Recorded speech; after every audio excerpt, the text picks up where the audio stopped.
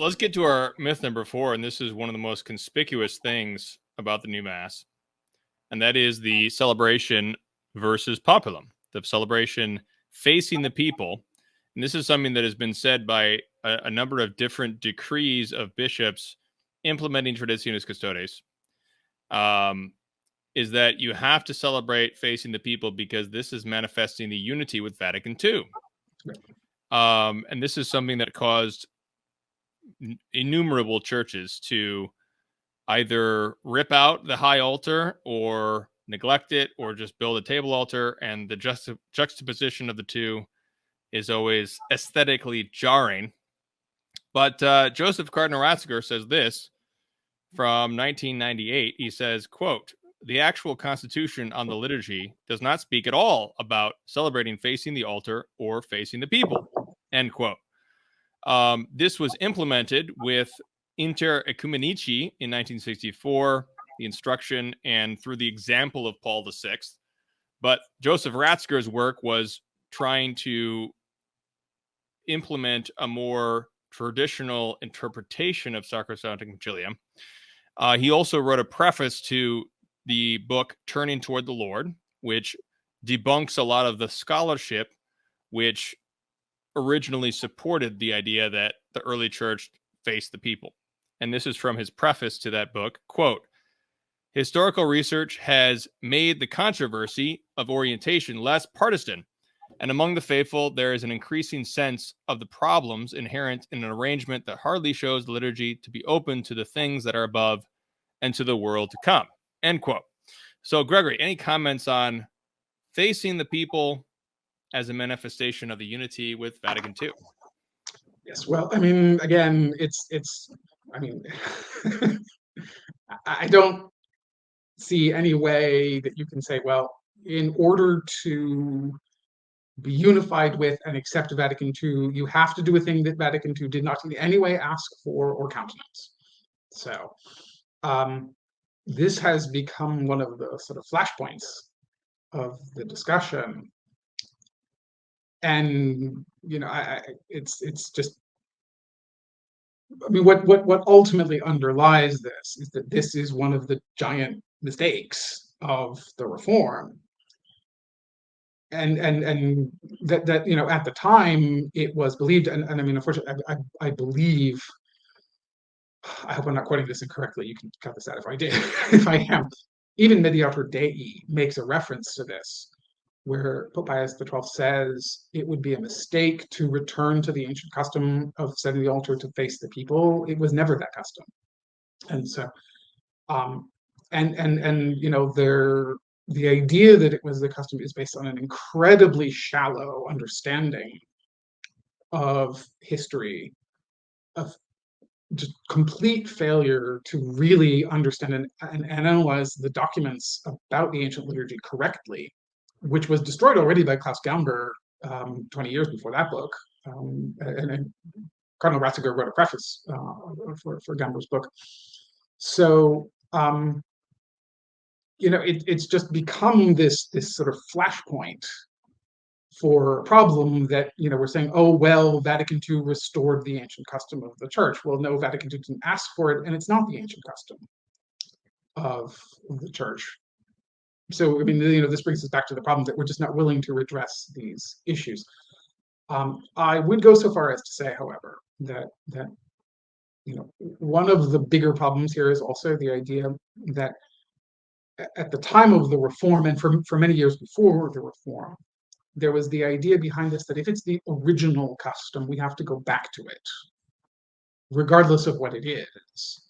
Yeah, I have that quote from Mediator Dei, actually, which speaks straight to what you are saying here.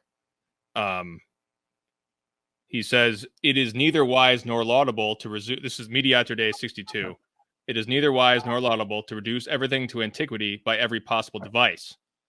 Thus, one would be straying from the straight path were he to wish the altar restored to its primitive table form, were he to want black excluded as a color from the liturgical movements, which was later done, were he to forbid the use of sacred images and statues in churches, which was done, were he to order the crucifix so designed that the divine Redeemer's body shows no trace of his cruel sufferings, which was done.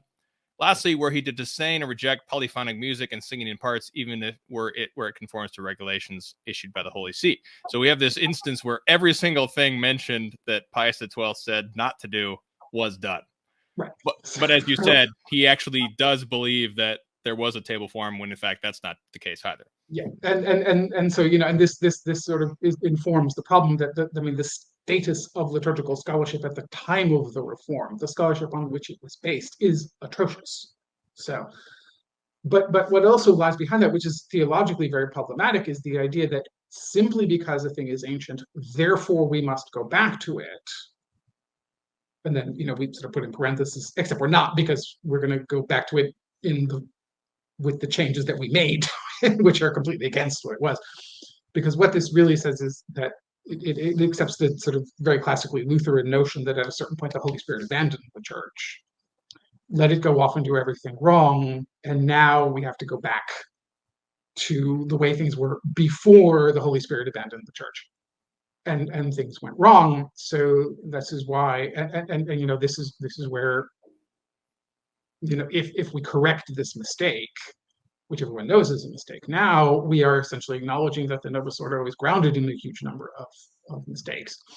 And but you know, the church does have a right to learn from its pastoral experience. So let's say, just, you know, per impossibile, some document is dug up out of a, you know, sand pit in Egypt, which is where they usually find these things, in which we have an encyclical letter issued by, you know, Pope Evaristus, or Zephyrinus, as we said yesterday, in which he says, you know, Zephyrinus to all the bishops of the world, you know, we've heard about this terrible novelty of priests standing facing east, and, you know, we call you back to the original custom of the apostles, which is to stand at a table and face the faithful.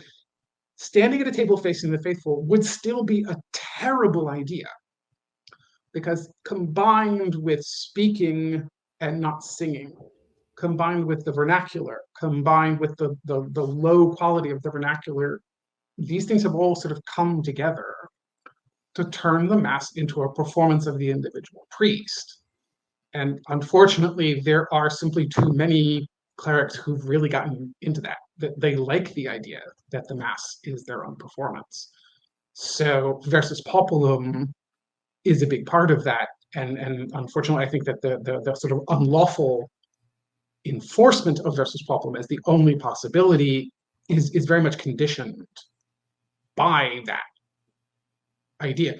And by the way, I say unlawful advisedly, because it is, you know, the rubrics of the Novus Ordo Missal itself foresee the possibility of celebrating ad orientem, that is, not facing the people, because there's all these places where it says, and then he turns and faces the people, where that makes no sense if he's already facing the people all the time. And in point of fact, it was also the custom of the Roman basilicas, and in some of them still is, that long after the Novus Ordo was promulgated, they continued to celebrate the Mass ad orientem. So that, you know, and unfortunately, you know, I mean, this is has a lot to do also with, you know, the state in which we live is just a state of total illegality, that, you know, a priest can go to his bishop and say everything that I just said, at which point the bishop can say to him, congratulations, I'm sure you'll enjoy your new appointment at the, you know, nursing home at the end of the diocese. And, you know, you're not going to be pastor of that really nice parish where the people really love you anymore. Mm-hmm. So, you know, this will all be remedied in the future. But I mean, this is where we are.